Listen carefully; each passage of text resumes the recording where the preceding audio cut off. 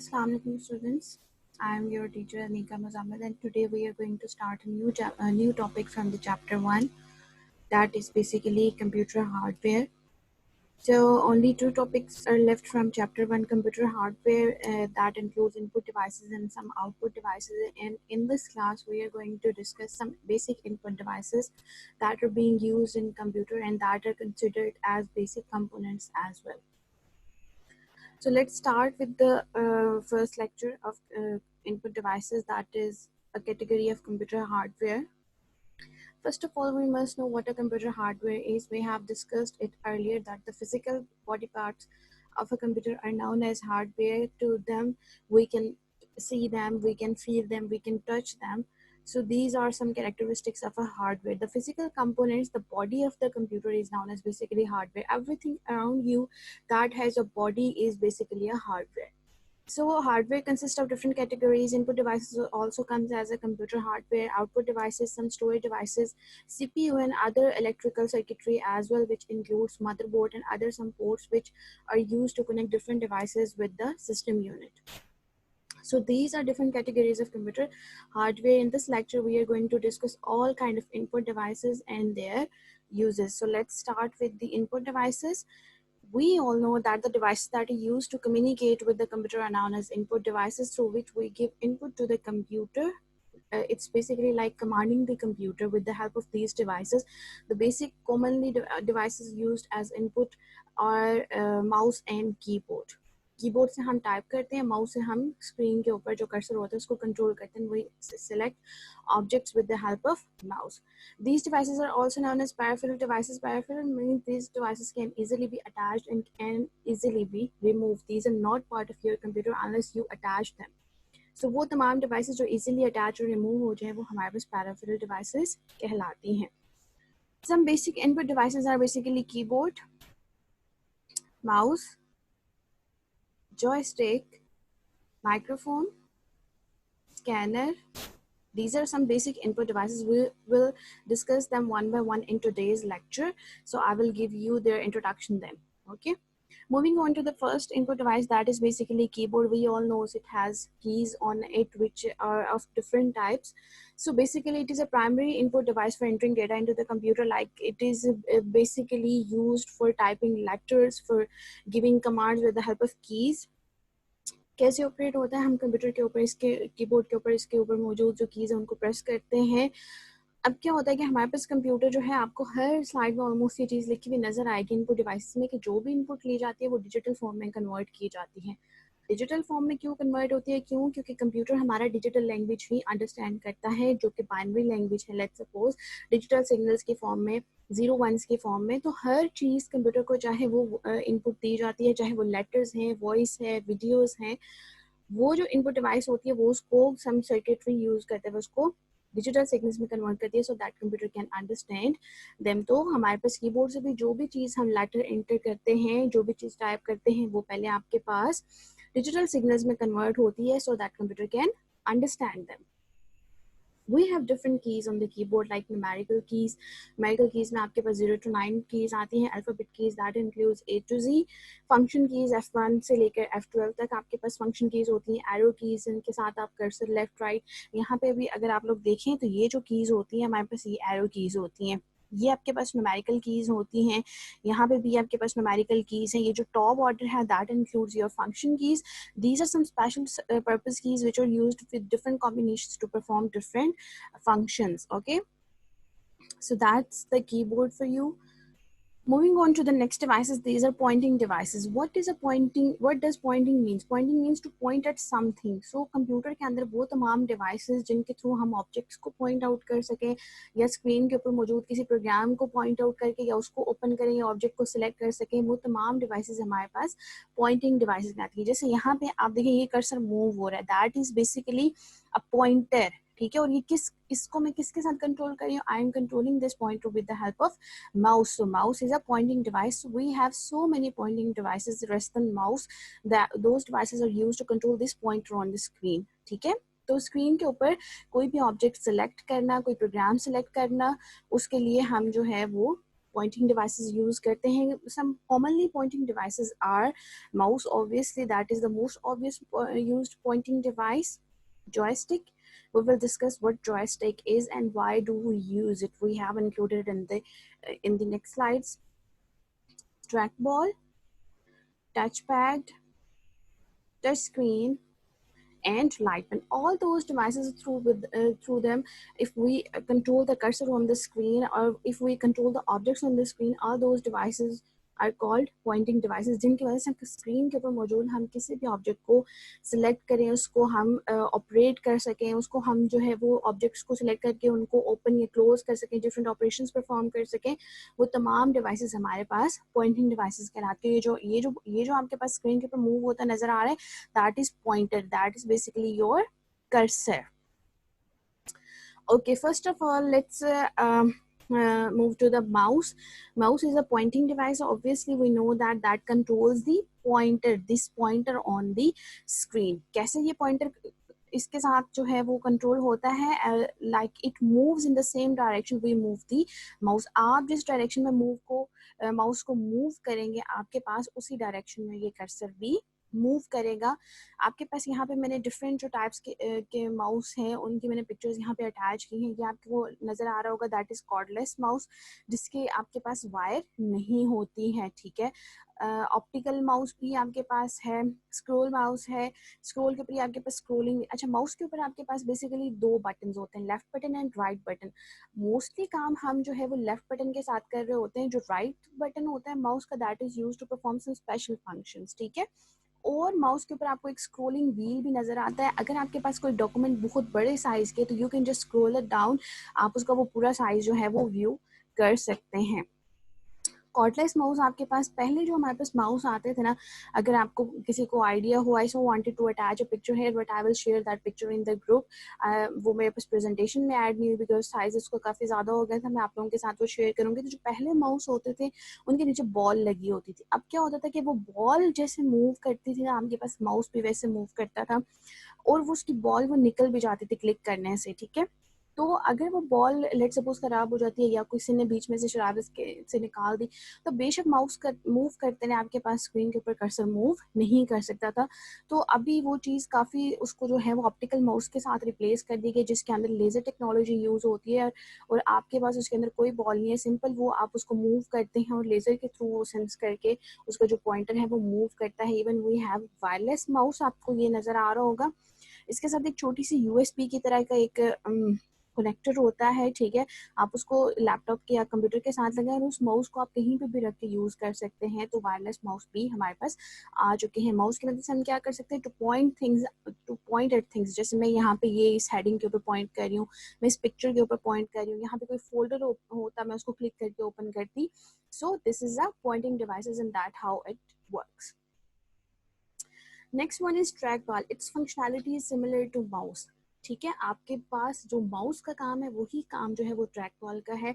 Similarly जैसे screen के ऊपर ये माउस को कंट्रोल मूव करने से आप इस कर्सर को कंट्रोल कर सकते हैं, ट्रैक बॉल को भी अगर कंप्यूटर के साथ आप कनेक्ट करें तो आप इसी तरीके से उसको जो है वो कर्सर को कंट्रोल कर सकते हैं. यहाँ पे एक चीज़ क्या है, दोनों में डिफरेंस क्या है कि माउस में आपको स्पेस चाहिए होती है. ठीक है, आप पूरा माउस ही मूव कर रहे हैं, आप एक ही जगह, अगर ये जैसे मैंने एक ही जगह रखा है, अगर मैं माउस नहीं मूव कर रही तो कर्सर मूव नहीं करेगा. In order to move this cursor I have to move the mouse. To move the mouse I need more space. लेकिन ट्रैक बॉल के ऊपर आपके पास ये बॉल फिक्स होती है and you just roll that ball. ठीक है, आप ट्रैक बॉल को मूव नहीं करते, वो एक ही जगह पे रहती है, that stage on the stationary position, that means it doesn't move. क्या चीज मूव होती है, जो ट्रैक पाल के ऊपर ये बॉल है, that moves with the motion of your fingers. और इसके ऊपर से तरीके से बटन्स होते हैं and it performs the same functions as the mouse performs. लेकिन सिर्फ इसका एडवांटेज है कि आपके पास जो है वो लेस स्पेस यूज करता है. It is not any practical, क्योंकि माउस ही ज्यादातर जो है वो हमारे पास यूज होता है.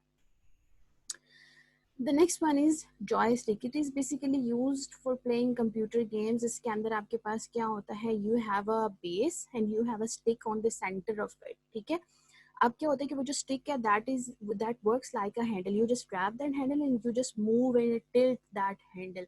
आप कोई गेम खेल रहे हैं, रेसिंग गेम है, ठीक है, आपकी जो स्क्रीन के ऊपर रेसिंग के ऊपर कार रन हो रही होती है ना, ठीक है, आपने जॉयस्टिक यूज़ कर रहे हैं, तो आप अब जॉयस्टिक के स्टैंड को जिस तरीके से पकड़ के मूव करेंगे, आपके पास गाड़ी उसी डायरेक्शन में मूव करेगी, ठीक है। इसके ऊपर जो बटन्स हैं उससे आप उसकी रेस लेट्स सपोज इंक्रीज कर सकते हैं, आप उसकी डायरेक्शन चेंज कर सकते हैं।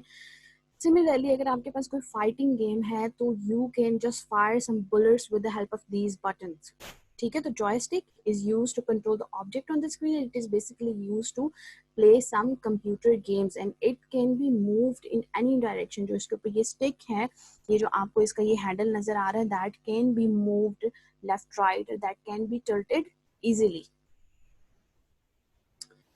The next one is touch screen. We are all familiar with the touch screen and how it works. You simply just touch the objects, you simply touch the icons on the screen and they perform the operation like आपने किसी file को open करना है, you just tap on that file and that file gets open. आपने किसी file को delete करना है, you just select the option of deleting that and that file gets deleted. कोई भी ऑपरेशन आपने परफॉर्म करना है, you just give input with the help of your fingers. These touch screens are not only used in the computer but they are also used in mobile phones, personal digital assistants, even we do have touch screen laptops as well. तो आपके पास वो तमाम devices जो touch screen use करते हैं, they are also considered as input and output device both because they are receiving the input on the same screen and they are displaying the result on the same screen, ठीक है। उसी screen के ऊपर हम input दे रहे हैं उसको, वो इनपुट भी रिसीव करिए और हमें साथ साथ रिजल्ट भी। जैसे मैंने अगर यहाँ पे किसी ऑब्जेक्ट के ऊपर क्लिक किया तो वो, जैसे मैंने ये इसके ऊपर लेट्स सपोज क्लिक कर रहा है, ठीक है, तो ये इनपुट दे रहा है, जब ये चीज ओपन हो जाएगी तो इसी के ऊपर डिस्प्ले होगी. That means it is taking input and showing the output as well, so it is considered as both input and output devices. How do user interacts with the screen? User just presses the icons on the screen. Pressure sensitive है, जहाँ पे pressure आप put करेंगे वहाँ पे वो object जो है वो आपके पास सिलेक्ट हो जाएगा. It is very easy to use. जो बहुत अनट्रेंड लोग होते हैं जिनको कंप्यूटर की इतनी बेसिक्स का नहीं पता, वो इजीली इसको यूज़ कर सकते हैं. पेट्रोल पंप्स पे आपके पास यूज़ होती है, जैसे टच स्क्रीन वाले बोर्ड्स लगे होते हैं जिसके ऊपर वो डायरेक्टली वहाँ पे कैलकुलेशन कर रहे होते हैं और आपका काम जो है वो इजीली फास्टली हो सकता है. इसका एक डिसएडवांटेज भी है कि if your hands are messy you just cannot perform functions very precisely. आपके पास जो है वो काम उतने अच्छे तरीके से नहीं होगा. So you must have your hands neat and clean. The next topic is light pen. What are we studying? We are studying the pointing devices and we are moving to the light pen. As you can see in the picture, what the person is doing, it is holding a pen and it is writing on the computer screen. Yeah, that's the work of light pen. आपके पास जो है वो pencil की तरह होता है, ठीक है, जिसके आगे जो है वो एक सॉफ्ट सी पेन की तरह की एक टिप होती है जिसके थ्रू जो है वो आप ऑब्जेक्ट्स ड्रॉ कर सकते हैं. टच स्क्रीन वाली जो आपके पास डिवाइसेस होती हैं उनके ऊपर चीज़ों को, जैसे मैंने कोई ड्राइंग लेट्स सपोज ड्रॉ करनी है टच स्क्रीन के ऊपर, अगर मैं वो फिंगर के साथ ड्रॉ करूंगी तो वो इतनी नीटली ड्रॉ नहीं होगी, ठीक है. बजाय से कि अगर मैं उसके साथ लाइट पेन यूज़ कर रही हूँ तो वो बहुत अच्छे तरीके से जो है वो स्क्रीन के ऊपर उस चीज़ को ड्रॉ करेगा. आपके पास जो डिज़ाइन पर्पज़ के लिए लाइट पेन यूज़ होता है आर्किटेक्चरल डिज़ाइंस के लिए, ठीक है. इंजीनियर्स वगैरह अपने जो है वो आर्किटेक्चरल डिज़ाइंस ड्रॉ करने के लिए यूज़ करते हैं. इसका फ़ायदा क्या है कि चीज़ों को बहुत नीटली एंड क्लीनली जो है वो स्क्रीन के ऊपर ड्रॉ करता है. You can save them as an images on your computer. You can see that it is connected, it is showing a wire. ये आपको नज़र आ रही है लाइट पेन के पीछे वायर नज़र आती है. ये वायर आपके पास कंप्यूटर के साथ कनेक्टेड होती है. जो आप यहाँ पे ड्रॉ कर रहे होते हैं वो इस वायर के थ्रू ट्रांसमिट होकर कंप्यूटर के अंदर चला जाता है. एंड यू कैन सेव, जैसे ये इसने ये ड्राइंग ड्रॉ की हुई है तो you can save this drawing in your computer as an image and it is use to draw objects and drawings more accurately as compared to drawing them directly with your fingers on the touch screen. You must have a touch screen to use a light pen. अगर आपके पास touch screen नहीं है तो doesn't mean कि आपके पास light pen है और आप स्क्रीन के ऊपर लिखेंगे और वो आपकी मोशन को सेंस करके उस तरीके से चीज़ें ड्रॉ करेगा. No, you must have a touch screen first to use the light pen. Next one is touchpad. Touchpad is as similar to the as a mouse. It's working is the same as the mouse. You have two buttons, left button and right button. आपके पास जो है इसके ऊपर ये भी आपके पास जो है वो फिंगर की मोशन को सेंस करता है. आप इसके ऊपर फिंगर रख के मूव करते हैं जिस तरीके से भी, तो स्क्रीन के ऊपर कर्सर, जैसे मैं अगर ये लैपटॉप के ऊपर अभी लेट्स सपोज मैं काम कर रही हूँ, तो मैं टच पैड के ऊपर ये मैं टच पैड के ऊपर जो है वो फिंगर रख के उसको मूव कर रही हूँ, तो उस हिसाब से कर्सर जो है वो मूव कर रहा है. सो in the laptops, touchpad is used as an alternative to the mouse. Its functionality is the same as the mouse. इसकी भी लेफ्ट बटन है, राइट बटन है, ठीक है. और आपके पास जो है वो स्क्रीन सरफेस है, ठीक है, ग्लॉसी सरफेस है जिसके ऊपर आप अपनी फिंगर मूव करते हैं और उससे उस फिंगर की मोशन को सेंस करते हुए स्क्रीन के ऊपर जो पॉइंटर है वो भी उसी डायरेक्शन में मूव करता है. तो कुछ लोग आसानी के लिए जो है वो लैपटॉप्स के ऊपर यूज टू नहीं होते टच पैड के लिए, वो माउस के ज़्यादा यूज टू होते हैं, तो वो as an extra device mouse को भी साथ अटैच कर सकते हैं. और दोनों devices at the same time, अगर माउस कनेक्टेड है तो माउस से भी आप कर्सर को कंट्रोल कर सकते हैं. You can also control the cursor by using touch pad, ठीक है. दो बटन है इसके ऊपर भी, वैसे left button and right button. यहाँ पे भी आपको ये छोटा सा बीच में मार्क नजर आ रहा होगा, ये लेफ्ट बटन होता है और ये राइट बटन होता है. ये ग्लॉसी सरफेस होता है जिसके ऊपर आप फिंगर से प्रेशर पुश करते हैं, प्रेशर डालते हैं और आपके पास फिंगर को जिस डायरेक्शन में मूव करते हैं your cursor moves in the same direction. So this is also an pointing device. Okay, so that's all for pointing devices. ठीक है, हमने कितनी अभी तक pointing devices पढ़ी हैं? हमने यहाँ पे examples देखी थी, कितनी थी? माउस था, joystick, trackball, light pen, touch screen and touchpad. Okay, moving on to the next input device, that is microphone. What is a microphone? Why do we use microphone? Obviously that is used to catch your voice. आपके पास microphone आपकी आवाज को let's suppose record करने के लिए, आपकी आवाज को लाउड स्पीकर्स में लेट्स सपोज ट्रांसफर करने के लिए, जैसे आपके ऊंचा बोलना चाह रहे हैं, ठीक है, तो आप माइक्रोफोन यूज करते हैं ताकि बहुत सारे लोग आपको सुने और उसकी आवाज डायरेक्टली स्पीकर से आपको सुनाई दे रही होती है. That is also another mechanism कि वो उसके साथ कैसे कनेक्टेड होते हैं. कंप्यूटर के अंदर माइक्रोफोन क्यों यूज होता है? Just like the mic I am showing you on the screen, that mic is use to record your voice into the computer. जैसे मैं अभी बात कर रही हूँ आप लोगों से, मैं कंप्यूटर के थ्रू ये रिकॉर्डिंग कर रही हूँ, तो I am using the same mic. आपके पास पोर्ट्स होती हैं, उसके अंदर लगा के अब मैं जो बात बोलती जा रही हूँ, it is picking up that voice and it is converting that voice into digital signal. Why it is converting that voice into digital signal? To store it into the computer, because computer can only understand digital signals, digital language, 01 की language understand करता है. So microphone is used to record your voice. It is then converted into digital signals. आपको हमेशा एक चीज याद रखनी चाहिए, जो हमारे पास वॉइस होते हैं, these are voice signals. Voice आपके पास हमेशा एनालॉग सिग्नल्स की फॉर्म में होती है, वेव्स की फॉर्म में होती है, ठीक है. तो आपके पास वो वेव्स जो है वो फिर डिजिटल सिग्नल्स में कन्वर्ट हो जाती हैं. They are stored in your computer, ठीक है. Next one is digital camera. We all must have an idea what a digital camera is. It is basically a smart device that is used to capture photos. Photos capture करने के साथ साथ we can transfer those photos into your computer for the editing or viewing purpose, या फिर अपने computer के अंदर save करने के लिए आपके पास अलग से मेमोरी कार्ड यूज होता है. That is used in your digital camera to increase its memory. आपके पास ये भी इनपुट और आउटपुट डिवाइसेस बोथ में कंसिडर किया जाता है. आपने पिक्चर ली, एक चीज आप ले रहे हैं ना, that you are taking an input. लेने के बाद आपको इस तरीके से ये जो उसकी छोटी सी एलसीडी होती है, इसके ऊपर वो चीज आपको वो पिक्चर जो है वो डिस्प्ले हो रही है. So it is considered as both input and output devices. तो आपके पास जो है वो इसी वजह से इसको डिजिटल कैमरा कहा जाता है, क्योंकि ये पिक्चर्स को लेता है और ये पिक्चर्स को अपने अंदर सेव करता है in the form of digits, in the form of zeros and ones. हमें तो वो पिक्चर नजर आ रही थी, कंप्यूटर को वो डिजिट्स की एक सीक्वेंस जो है वो नजर आ रहा होता है. It is considered both as input and output devices. और ये आपके पास smart devices and these are smart enough to be used and these are more useful. आपने let's suppose इसकी अगर मेमोरी कम होगी आपके पास तो आप मेमोरी कार्ड लगा के इसकी मेमोरी इंक्रीज कर सकते हैं। इसी तरीके से अगर वो मेमोरी कार्ड आपका फुल हो गया है तो you can just connect that memory card with your computer, you can copy paste the picture over there and you can delete them from your camera. तो आपके पास उसकी मेमोरी बिल्कुल फ्री हो जाएंगी और आपके पास वो पिक्चर्स भी कंप्यूटर के अंदर सेव हो जाएंगी।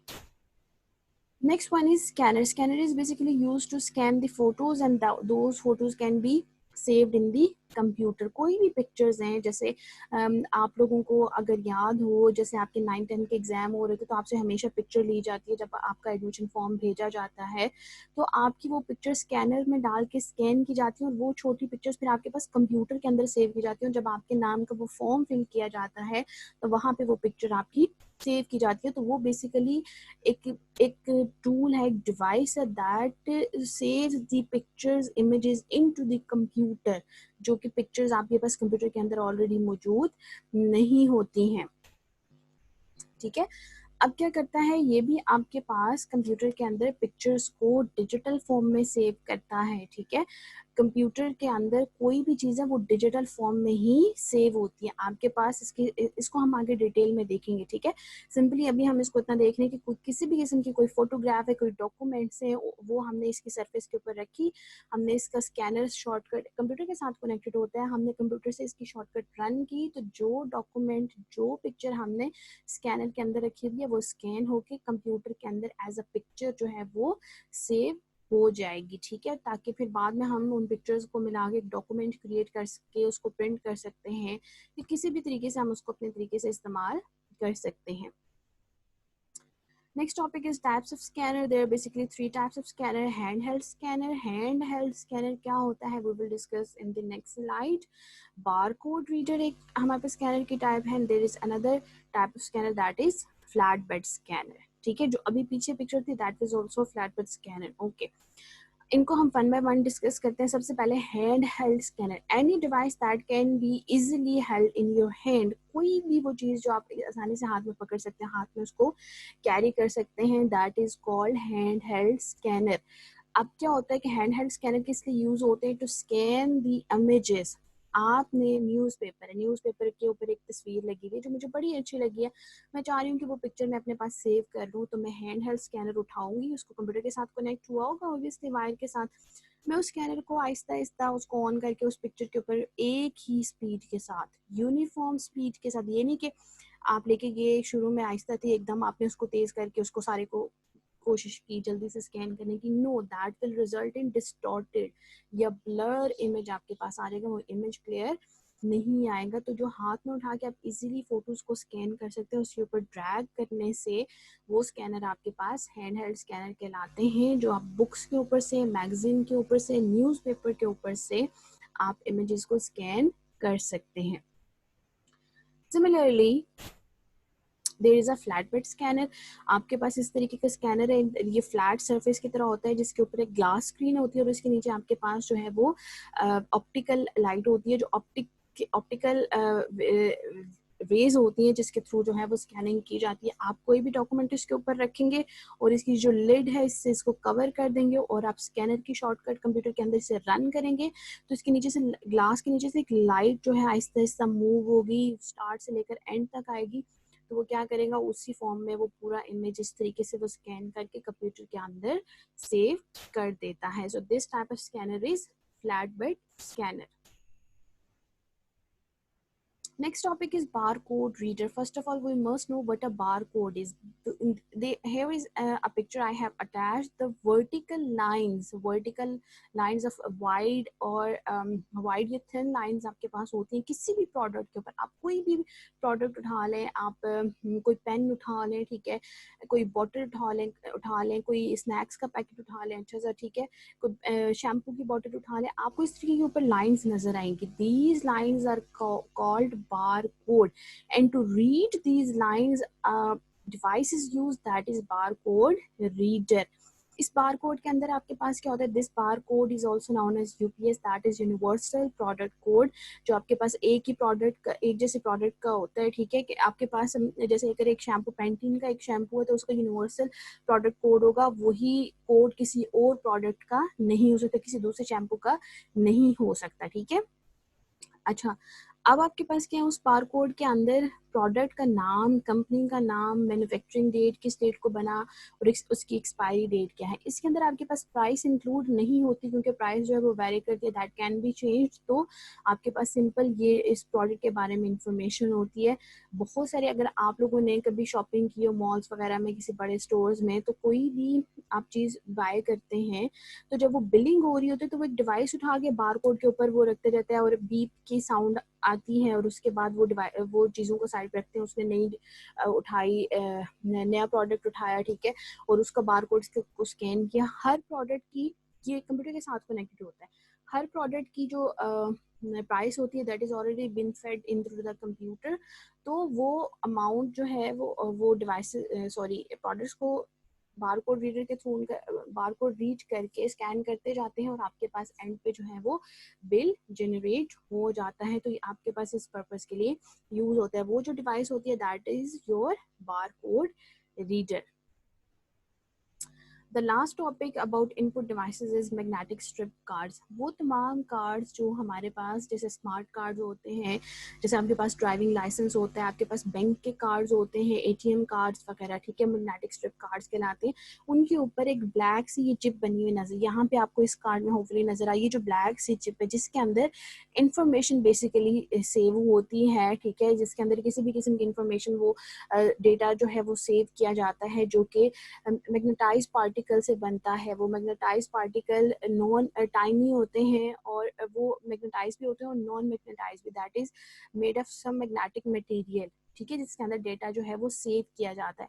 अब इसके अंदर क्या डेटा सेव हुआ है, उसको किस तरीके से रीड किया जाता है, we use the magnetic strip card reader devices, जिसके अंदर इस कार्ड को इस तरीके से स्वाइप किया जाता है, और उस कार्ड के अंदर जो भी इंफॉर्मेशन होती है वो रीड की जा सकती है।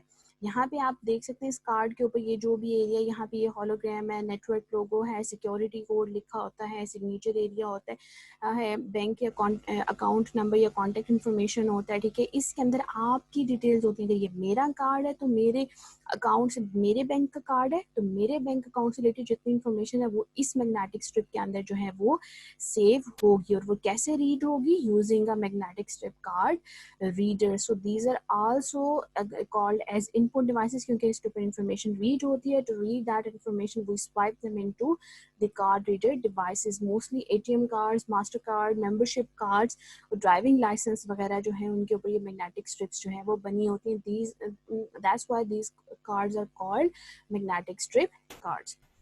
So we are almost done with the topic input devices. That was quite a lengthy topic. I tried to cover it as because आपके पास जो है वो वो फ्लुएंसी पे टूट जाती है कि आप इनपुट डिवाइसेस का एक टॉपिक पहले रख रहे हैं, बाद में रख रहे हैं, स्टूडेंट को कैचअप करना मुश्किल हो जाता है। Let's revise what we have studied today. We started a new topic regarding hardware, and we have discussed some basic input devices.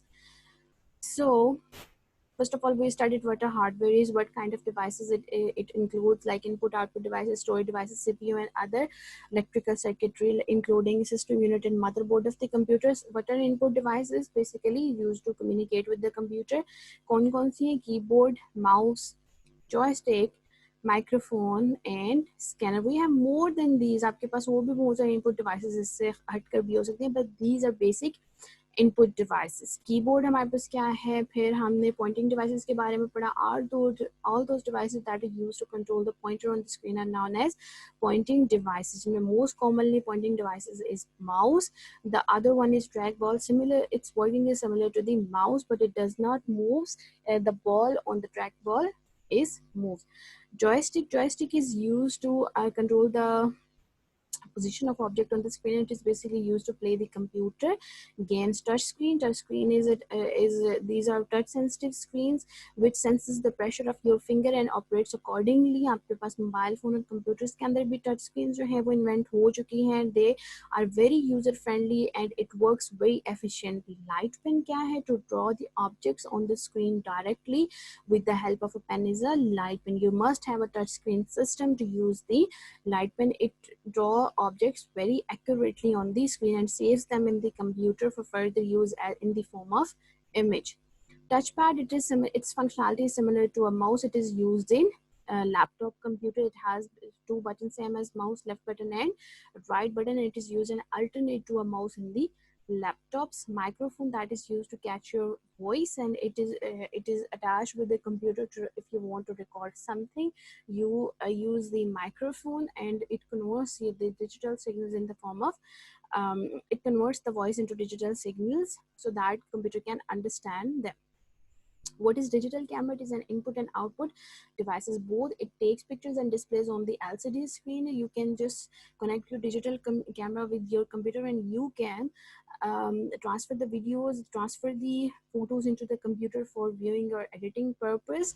Scanner kya hai? It is used to scan the photos, the drawings, the graphics, or the content from any kind of book, any kind of newspaper, and it saves those images in the form of pictures in your computer system. We have different types of scanner: handheld scanner, barcode reader, and flatbed scanner. These are different types of scanner that we are using. Handheld scanner that can be easily carried in your hand. It is used to scan an image. Obviously, how do we scan an image? We just drag the scanner in the uniform speed on the image, and that image is being scanned into, it is saved into the computer. Flatbed scanner is a flat surface where we place image to be scanned on the glossy surface of the glass surface, and we covered the lid, and that image is scanned and saved in the form of image into the computer. What is a barcode reader? To read the barcode written on the different products. It is used to create used to prepare the bills. ठीक है, आपके पास barcode क्या होता है? The vertical lines, the wide or narrow vertical lines on any product are called barcode reader. These are also known as UPS.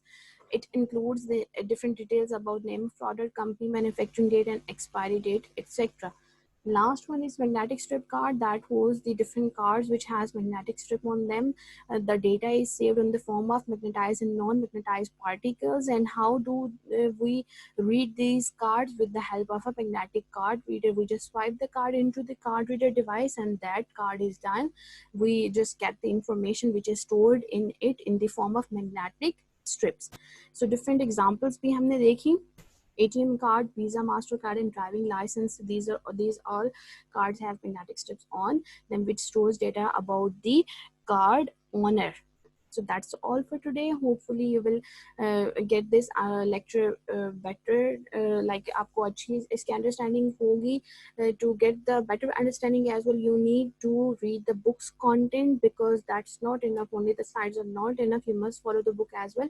I have created these slides using the book content. I have added the same data so that आप confused ना हो और आपको पता लगे कि आप same वही content पढ़ रहे हैं. I have just added some different pictures from the internet so that आपको book से हटकर भी कुछ different चीज़ें उन्हीं topics related देखने को मिले. So follow the book as well, read the content from there as well, and we will start the next topic that is about also hardware, but the category would be different. That would include some input devices, output devices, sorry, and storage devices. So that's all for today. Wish you a good day ahead. Thank you. Allah Hafiz.